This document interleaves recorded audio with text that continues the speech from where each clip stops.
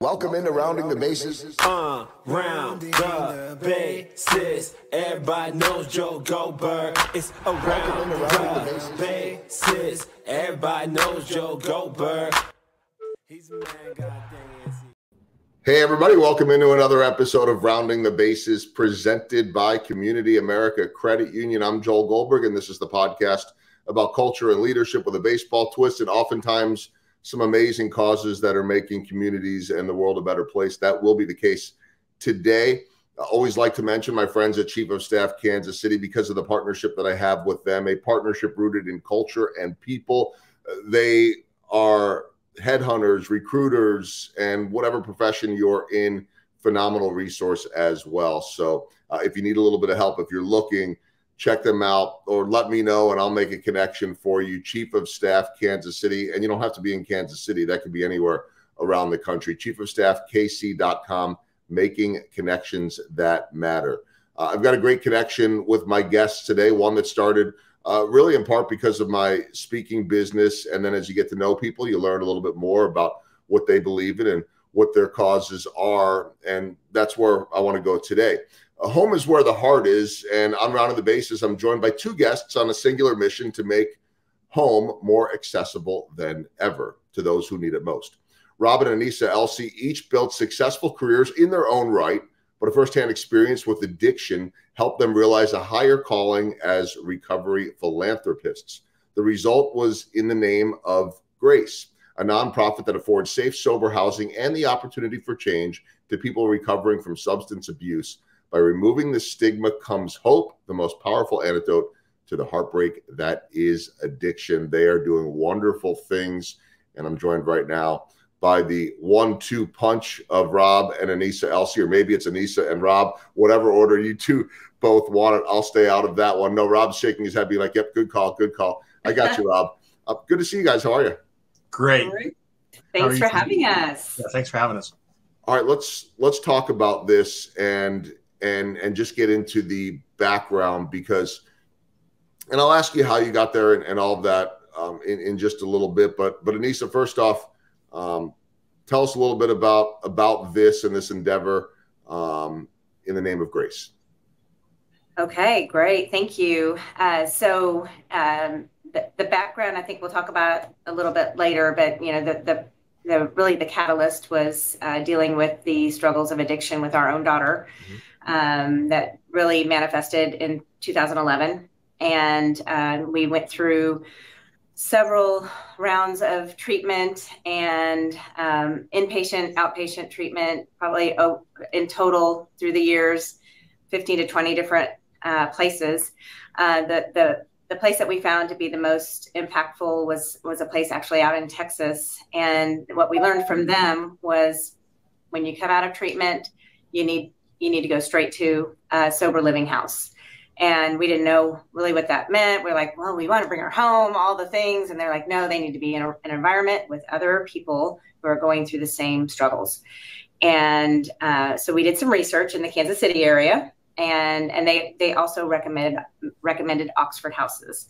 And Oxford House is one of many sober living models that exist.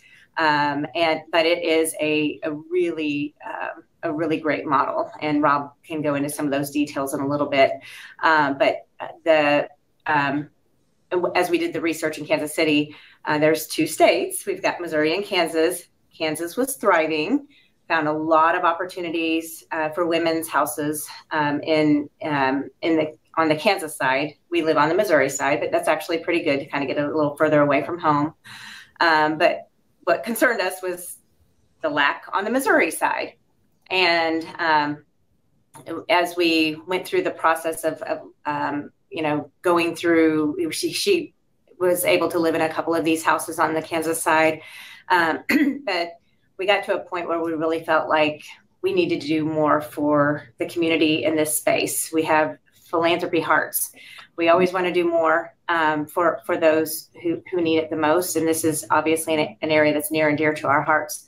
So we did some digging, and we found that we were actually going to start, maybe buy an Oxford house ourselves, just kind of get more traction on the Missouri side. And we were basically told until there is outreach workers, or at least an outreach worker on the Missouri side, the houses will fail. And Rob, I'll let you kind of pick up here and explain kind of a little bit of the history of why they failed and the gap that existed when we got involved. Sure. Yeah, I've been in residential real estate, since the millennium, I guess, 2000. And so we wanted to own one, and we moved our daughter into one up in Omaha, get her out of the city and people, places, and things. And it was very obvious that house had been totally remodeled to be just an Oxford house. So I thought, well, we just need to go get some and buy some properties. We owned rental properties and been landlording for a long time. And there was nobody to talk to in Missouri. And as Anissa mentioned, we finally spoke to somebody who was actually the director of FORA, Friends of Recovery, that runs Kansas Oxford houses. And they said, yeah, they don't have outreach. So they don't need houses. They need outreach. We didn't even know what that meant. What that meant was there is an oversight to Oxford, even though they're democratically ran within the house. The houses fall into a chapter, and usually an outreach worker who is a paid employee by Oxford House, typically, is kind of oversees it. He helps open new houses. He teaches the replication, and through that replication, then the chapter then learns how to help every house with the issues that may come about, because issues will come about. We've got multiple people living in a house, some of them very, very immersed in their recovery, and some of them very, very new in recovery. And so, until they learn the traditions of Oxford and how it works, they need that assistance, and they didn't have that. So they were really struggling. What had happened is somewhere, I think, probably around 1995. I think the first Oxford House, Missouri, was 1990. 95, the state decided to make the outreach workers employees of Missouri and not Oxford House Inc. That lasted for about, 10 years, 15 years maybe. And then around 2010, the funding dried up and they pulled the outreach workers, moved them to different positions in whatever state facilities. And then there was no longer any outreach in Missouri, and Oxford House didn't have the funds because they are funded typically through block grants. So Oxford House didn't have the funds to replace those outreach workers. So the houses were literally left on their own without very many resources at all. And it didn't take long before, a wolf can come in sheep's clothing. And that is exactly what happened. A gentleman put himself in position to be the self-proclaimed outreach worker, and things started going south pretty bad. I've been thinking about this a lot because, in preparation for this and listening to you guys talk a little bit, you guys are, if there's such a thing, you guys are experts in this world, unfortunately. I say that because this isn't something new. I mean, this is, when you say 2011, I got to think about this a little bit. That's a lot of years ago now. It doesn't seem like it should be, right? I mean, but here we are in 2023. My point is that, and I don't have the numbers you may, but it feels like we're in a much worse place right now in this world in terms of fentanyl, in terms of meth, in terms of everything that is. And then you add in the pandemic, you add in the desperation, you add in the fact that there are a lot of people that are more lost than ever before, the mental health and everything. What does that potentially lead to? It potentially leads to more drug abuse, more of a quick fix, going down that dark path that you both unfortunately are familiar with. But then hopefully on the other side, if there is a positive other side, then what, right? And so I've had this discussion in terms of the prison population and getting out and being productive in society, but not often having that support. We can go on in all types of in all types of different paths here. It feels to me, Anissa, like this is more of a need and a problem than ever before. Oh, hands down. And thank you for bringing that up, because that is absolutely the case. The need is so much bigger than we can provide. I mean, the supply and demand issue is way off balance here. We do a lot of our sourcing of residents from people coming out of prison or from treatment. And the numbers are staggering as far as how how many people need places to go and how few places there are for them. We currently have across the state of Missouri 420 beds, so and that's 45 houses, which is exciting and great, but the need is tenfold, probably more than that. And this is just our model. This is the Oxford model. There are other wonderful models out there. And what makes our model so unique is that it is scalable, and that each house is owned by an investor that has a lease with Oxford House Incorporated. So it's a great investment opportunity for investors because they don't ever have to evict. The houses do that on their own. It's very independently managed. But to that point, the need is definitely much greater coming out of the pandemic. Isolation is a word that we hear a lot in recovery. Those who struggle with recovery, if you see signs of one of your loved ones, going into the isolation phase, go into their room, not responding to messages, that is a telltale sign that they are slipping. And the pandemic, exacerbated that for everybody because you were kind of forced to stay home. Right. But we actually thrived during that time from our model's perspective because they instantly ran in and found how to continue their fellowship and to have Zoom meetings. They continued with everything that keeps this model working so well.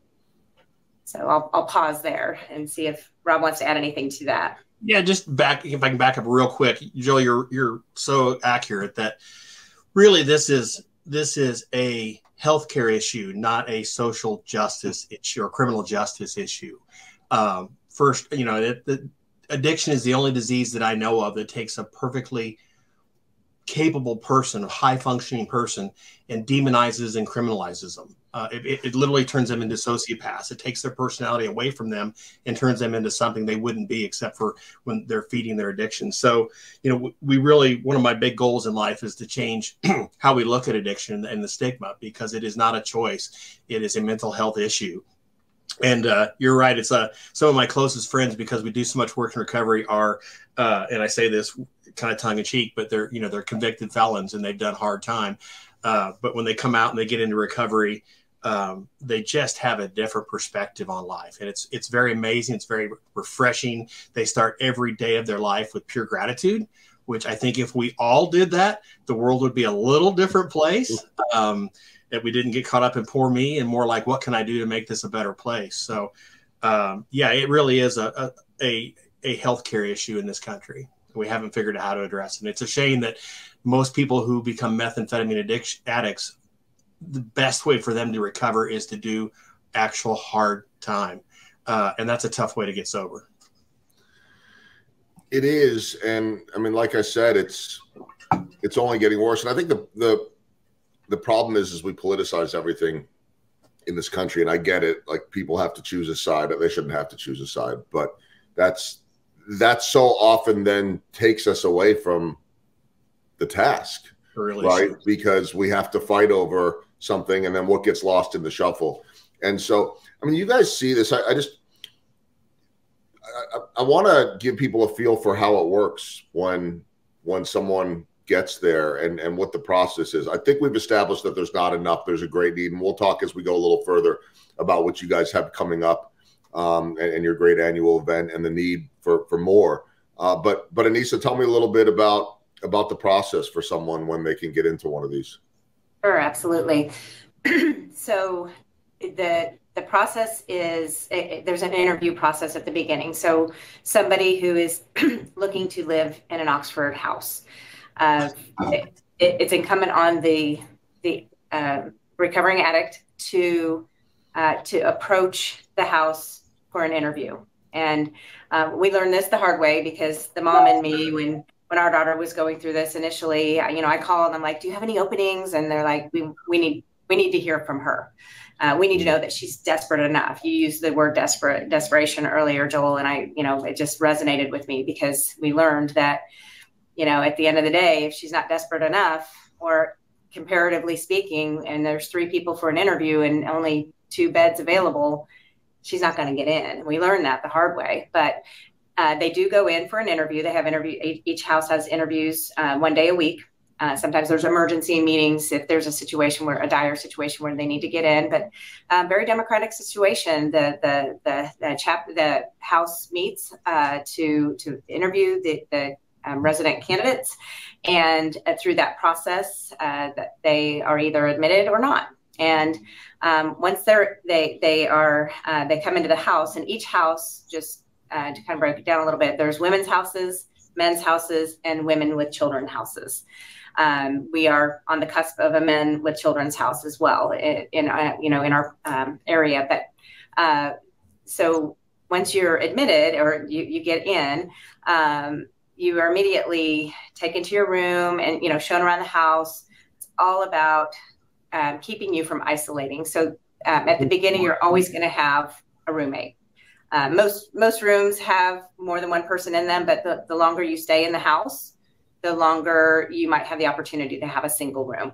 And most houses have anywhere from 8 to 12 beds. I'd say on average 10. And we actually have a couple much bigger houses in Missouri. I think our biggest is 19 beds. Yeah, largest house in the country. Yeah, and it's the largest house in the country. So at any rate, that's kind of some general thoughts on how the process works. But each person does have a role within the house, and there's rules. There's house rules. There's a curfew. There's each person has a job function, whether it's doing the dishes or the mowing the lawn or whatever it is. We want to be good residents in our community, so we don't want our neighbors looking at us as nuisance or anything like that. We're actually the best neighbors you'll ever find, because there's no drinking and drugging, and the house is always curfew. There's a curfew. So build on that, Rob. I'm sure I'm leaving some good things out. Sure. Yeah. No. And the whole thing is just built off. There's 9 traditions in the Oxford Manual, and they basically replicate the 12 steps, or mirror the 12 steps in AA or NA. And so it works off of true peer recovery support. One of the things is, with Oxford House, you come for yourself and you stay for others. So you're allowed to stay as long as you'd like. And we've got residents that are 5, 6, 7, 8, 9 years in, and they truly stay because that's part of their recovery, is helping the newcomer.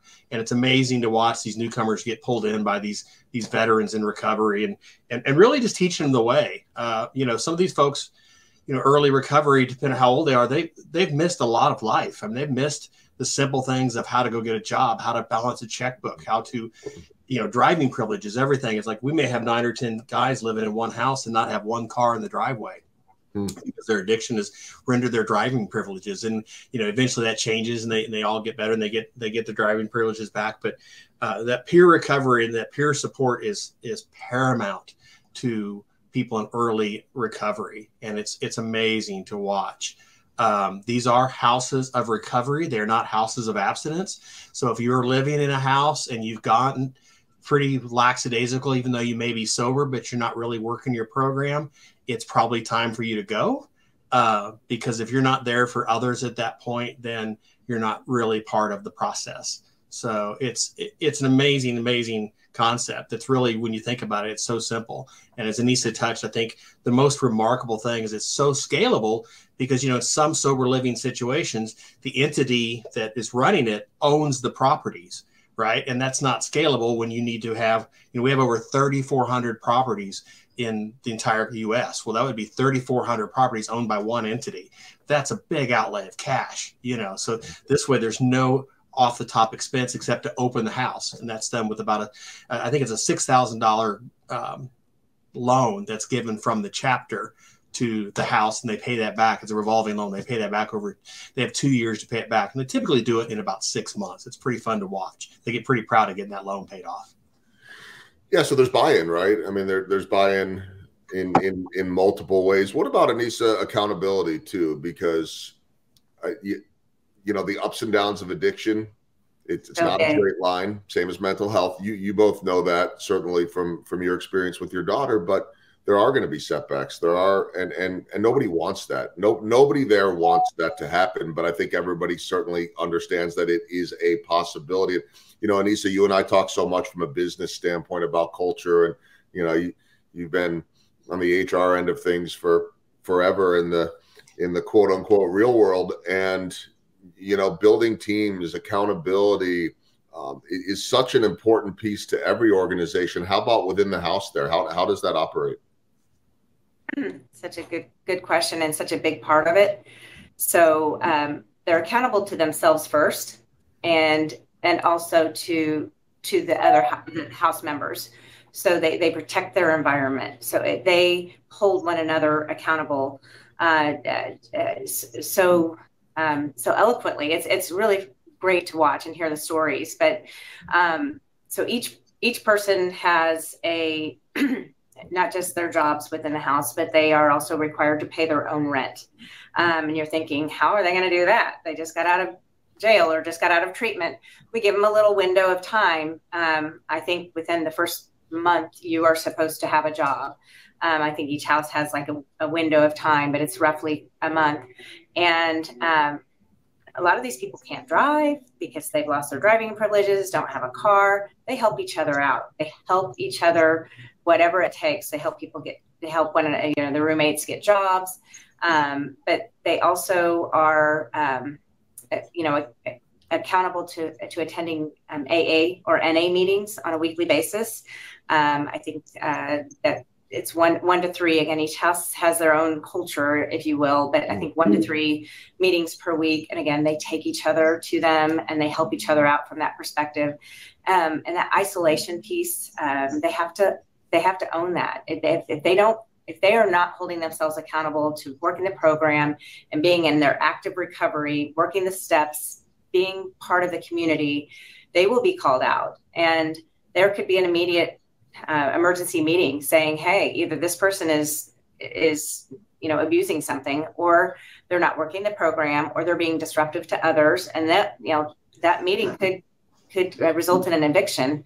And that person has 30 minutes to get all of their stuff and get out. And they hold themselves accountable more than you'll ever, more than you see in corporate America, to be honest. No offense to our, you know, our respective careers and things, but when you see how they hold themselves accountable, it's really something special. Even the way they conduct their meetings, they have each house has a house meeting on a weekly basis, and that's when they also have their interviews, typically on Sundays. But they also have chapter meetings, and everything is run so incredibly democratic and just very well run. If you attend a chapter meeting, there is no sidebar discussions and things that you see in our meetings where you're just like, okay, back to order here. They keep it very, very, they just have this level of accountability to themselves and others that is beyond what you see in normal day-to-day corporate America. Yeah, Rob, I was going to say, it sounds like corporate America, boardrooms, politicians, Congress could probably take a lesson from all of this. Oh my gosh. Maybe it's just a matter of life and death, right? Like, we don't have time for the rest of that stuff, so we have to get this right. That's what I'm guessing. It really is. And it's, first off, relapse is part of recovery. We learned that early on. And that was one of the hardest things I've ever heard in my life, especially when I finally experienced it and realized that is reality.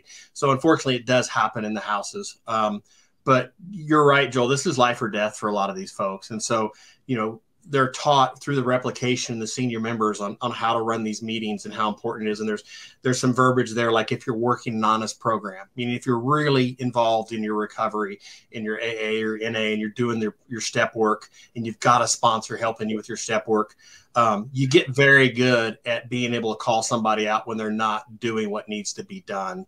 And they do it with love, but it's a tragic thing when they have to evict one of their brothers or sisters from the house. But they do it for two reasons. One, because when they're working on this program, they know they can't enable that person. And two, they have to protect their own sobriety, because the only thing ultimately for the rest of their life, if they graduate out and become alumni and maybe move in with family or start their lives back over, their first line of defense in the recovery is themselves and how they view that, how important that recovery is. So we see it. But on the flip side of that is the unity events. They hold unity events, gosh, probably weekly. And it's, 4 or 5 houses will get together for a gratitude bonfire or a barbecue or a cookout or, skating party or anything. And you go in any Oxford house and there's probably going to be a 70-inch TV on the wall in the main living area, and they get together and they watch TV, they watch sporting events, they throw probably Super Bowl parties that most of us would be envious of, because they're actually enjoying the game instead of being obnoxiously drunk and yelling at the TV. So yeah, it's just the unity and the fellowship is what really gets it and makes it work. And Anissa's right, the meetings are ran better than most board meetings, and I think it's just the level of accountability they hold themselves to. Before we get to the big event that's coming up soon and my baseball theme questions, I just wanted to ask you guys, and you could go as deep as you want or not. I know you've talked about the life that you have all lived with your daughter and now your grandkids too, that your parents too. I know it's changed everybody's lives.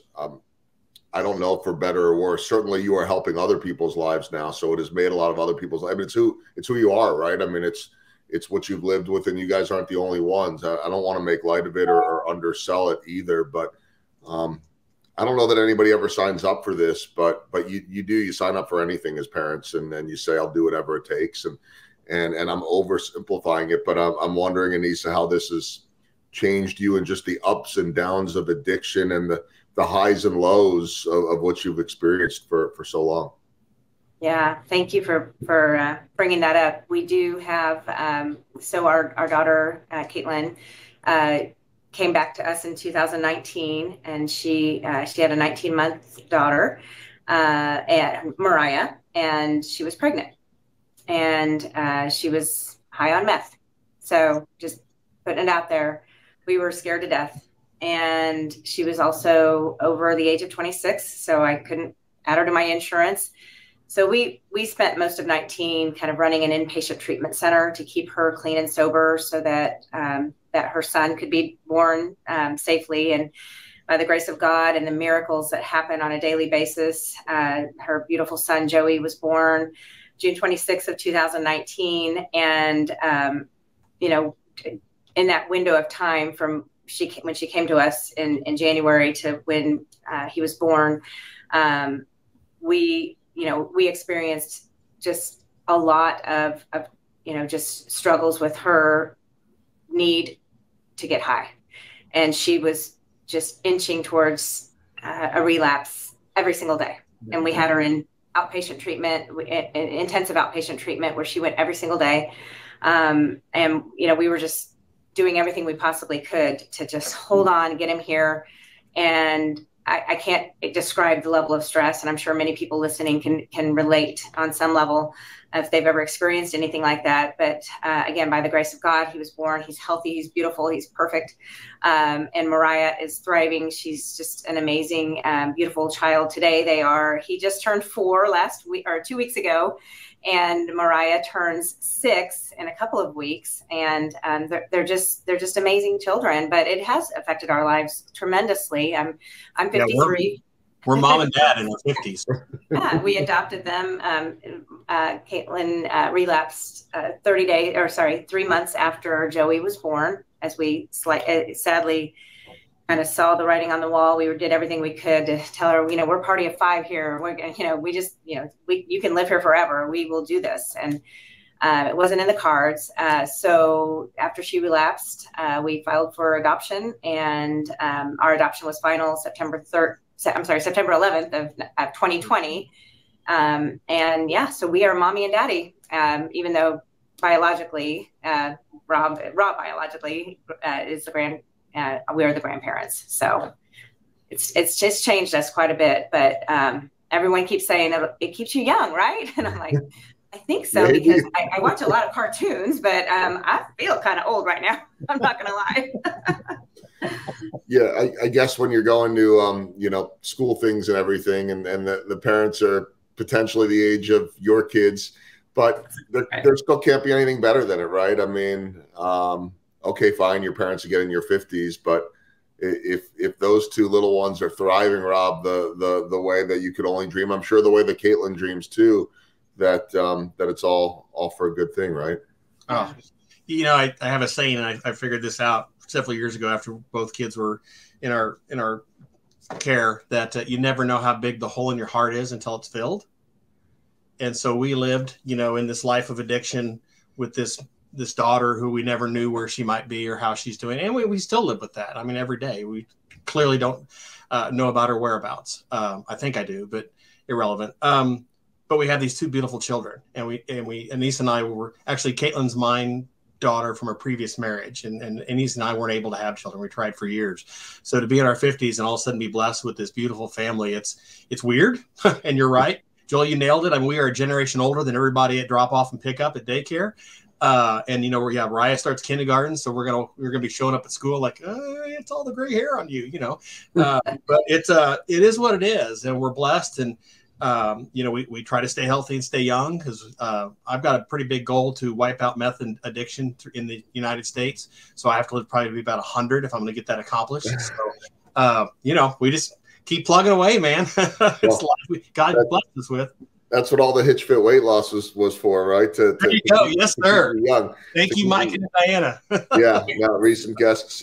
Thank you to Anissa on that one. You know, I'm just thinking about this. Like, you know, my wife and I are just about ready to be empty nesters as this is getting ready to air. And I'm like, thank goodness I don't want to be a parent again. But you know what?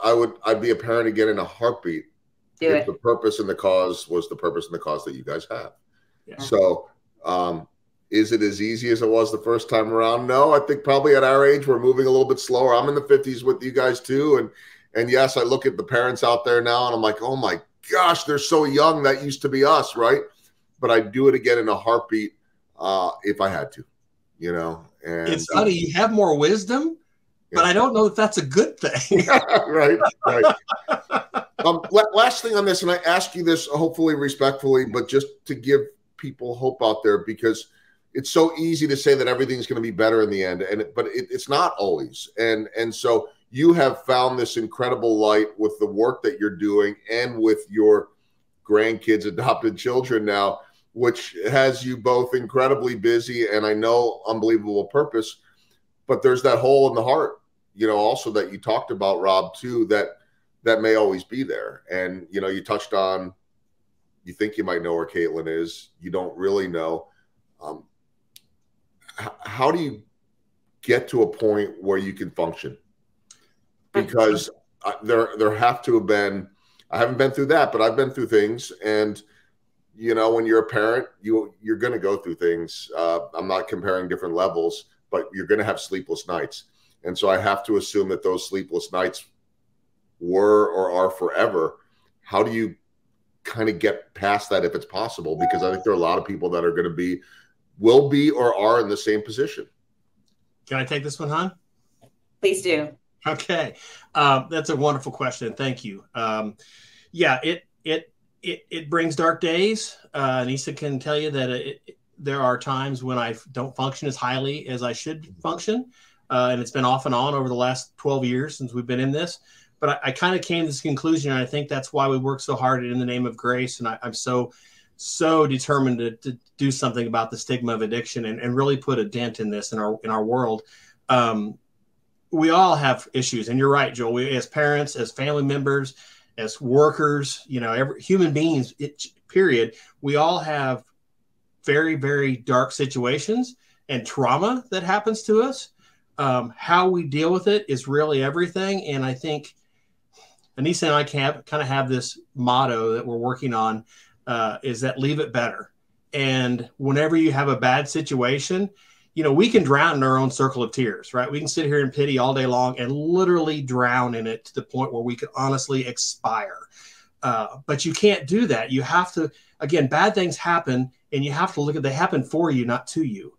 And if we didn't have a daughter that's an addict, we wouldn't have In the Name of Grace. We wouldn't have 40 houses in Missouri. We wouldn't have 400 beds for people that go to bed tonight in a sober place. So I don't know why we were chosen, but it was a higher calling, and we just were able to dig deep and find that. Are there still days where it's difficult? Sure, there are. But that's when we dig in deep to our faith. We dig in deep to our cause, and we just keep pushing forward. So, if there's a lesson to be learned, it's when something negative happens, try to understand and take yourself out of that situation. And it's not about you, but it's a bad thing. And what can you do to maybe make somebody else where they don't have to endure it or make it easier for them? And that's kind of the premise of how we started this whole thing. Well, I want people to hear that, because everyone is going through something, will go through something, has gone through something. And if there's a piece of inspiration and motivation in there, and there's a lot in what you just said, I hope people will hear it, share it. And speaking of sharing, we should let everybody know about a big event coming up that'll be here before we know it. Anissa, you want to tell us about the big fundraiser coming up? I would love to. Thank you. Yes, as we mentioned, we are in the name of grace is our main purpose is to provide the funding for the outreach workers that do the magic and do the work for these 45 houses in Missouri. And so we have about a $200,000 bill that comes due every year that we pay Oxford House Incorporated to pay their employees. They are Oxford employees, but we fund them through our contract. So we do this through private funding. We're the only state in the United States that has this arrangement, and some of that's because what Rob described, what happened with losing the funding. So we have our marquee event once a year at the American Royal, the World Series of Barbecue, September 29th. We have a party that we have thrown. It's an event that we've thrown. It's called Your Royal Grace. And it is a huge bash. And we have the M80s, the band that will play. We have a world famous barbecue. We've been barbecue. I say world famous. What are we? The champions. Award-winning. There you go. Award-winning. That's the word I'm looking for. Thank you. Award-winning barbecue team that from our previous passion that Rob and Michael Fox are one of our co-founders. They've had a team together for years, so they're really, really good at making the barbecue. But we're hoping for around 1,000 people this year. We have our $200,000 goal to reach at this fundraiser. There's other ways to give, but coming out or sponsoring the event would be is the best way to do it, because you get tickets, you can bring bring your coworkers, bring your friends, your family. There's different levels of sponsorship, just like any other fundraising event. And so I can share the website. Yeah, please. Yeah, absolutely. So our website is inthenameofgrace.org. All one word, in the name of grace, then .org. And the sponsorship opportunities is basically in the name of grace.org/sponsorship. So simple. So you can go out there and learn more about our organization through the website, but also the different benefits that you get by being a sponsor, depending on the levels. But there are a lot of great community participants that come out, some great exposure by being there. But more than anything, you get to see in action. We have a lot of our residents come out and help us. I will say one caveat to the party. It's a barbecue party. So we do once you're in, your ticket gets you all you can eat and all you can drink. We do have some mocktail stations that'll be set up for those who choose to not partake. But we also do provide alcohol at this type of event, just because otherwise I don't think anybody would come. I hate to say that. American Royal. It's the American Royal. But we also keep it in check. We have, we monitor all of that to make sure that nothing gets out of control. So. All right, we'll have that in the show notes. And so hopefully we can get people involved in heading out for a great night of barbecue and fun, and obviously supporting an amazing cause. Let me get to the baseball theme questions. We'll start with the home run. And Rob, how about a home run for you guys? Wow. I think really the home run, Joel, is just where we're at. the fact that just some like-minded people, I'll throw their names out there, Doug Blue, Nancy Whitworth, and Michael Fox, as well as Anissa and I, all got together back in 2016 and decided we wanted to do something. And you have to understand, at that point, Oxford didn't really think we could pull this off. And they were like, yeah, you want to help us, we get it. To come together, start the 501c3, initiate the contract where they hire an outreach worker part-time, eventually take him to full-time. I won't lie, when we took him to full-time, we didn't have enough money in the bank to cover that contract. We just did it on faith and hope and love, and we did. And so here we are 6 years later. We now have the entire state that we're responsible for. We have 2 amazing outreach workers that are traveling like crazy, opening houses. We're opening a house in about a week that's owned by an alumni of Oxford. Though that's the home run right there, is we are seeing lives get changed like we could have never imagined. Yeah. Emotional. It's from dream to it's happening, and we're going to keep making it happen. And it's privately funded. It's a grind, but it always works. And I think that's our home run. Just the fact that here we are 6 years later, bigger and stronger, and it's growing.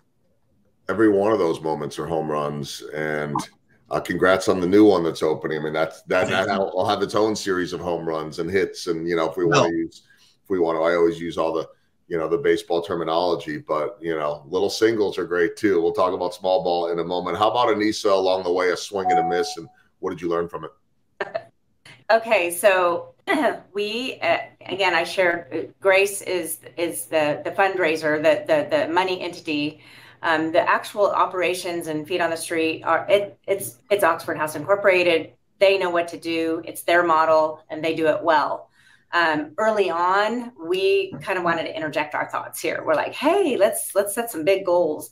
And so in 2017, we set a goal of 20 houses by 2020, thinking that'll be cool. Not even thinking about a pandemic in the middle of all that. So we started marketing 20 by 2020. Didn't even consult them. We were just like, we're going to do this. And we thought maybe this would be a great way to get more fundraising opportunities. But we learned the hard way that, by sharing that with them, they were like, you know what, we got to slow our roll here, because if we grow too fast, it will fail. And it has to be very organic, especially when you're first starting out. You can't start a new house without residents who have some sobriety underneath their feet to be able to go start the new house and bring in new members and show them the way. And we were trying to grow too fast, too quickly. So that was just really our swing and a miss. We learned from it, though. We learned that organic growth is important. And then as you get bigger, it gets easier to grow faster because you have more people in long-term recovery that can start to open those houses for us. So lessons learned.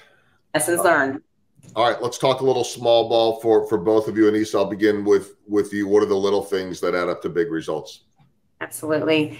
It's really simple, Joel. The regular interactions with our residents, the community, the unity events that we attend, the chapter meetings. We have holiday dinners with them. We just absolutely love them, and looking at their eyes and seeing their growth, their faces, their stories. It just knowing that they get to put their head on their pillows at the end of every day in a safe, sober place. It gives us so much joy, and that small ball builds on itself. Those stories build into this massive success story and the big results, and they learn from each other, and it just grows. This whole community grows and thrives through that. Rob? I have to piggyback on that. I really do. The longer we've been at this, the more we've been able to get involved with the residents and the chapters and get to know some of them. And it's very interesting that some of their alumni now that have become some of my closest friends. And I mean, I really look at my sphere of influence that influence me, the people I can count on. It's these people that have gone through this. And, when you're working a hardcore 12-step program, you look at life the way it should be looked at, and it's with gratitude. And they've taught me so much. I don't know if it's a home run, but I think it's small ball wise is I try to get up every day and think like they do, because they really teach me. And so, the gratitude is amazing. It's just, being involved with it's really on a daily basis is what gives us energy to keep going. Yeah, well, I know it's changed your lives for the better and changed so many others, and will continue to. So that's the purpose, that's the joy. That's why I know you two wake up every single day along with those two kiddos at home. And so you're busy. It's inspiring. I want to encourage everybody again, check out the show notes to get involved, learn more, come to the event if at all possible in September. And I'm grateful to both of you for sharing such an important cause and all the work that you're doing, because it truly affects everybody. It does. And whether anyone that's listening thinks, oh, this can't be me, I think we're past that. I mean, I think we're at a point now in this world where this is like knowing someone in your family or a friend that has cancer. Well, you probably know someone that is dealing with addiction, certainly mental health, which may lead on and on and on. It's all, to me, it's all interwoven. So I can't thank you guys enough for the work that you're doing, and appreciate you spending time, Rob and Anissa Elsey, on Rounding the Bases. Thank you guys both. Thanks for having us, Joel. We appreciate you. Yeah, thank you.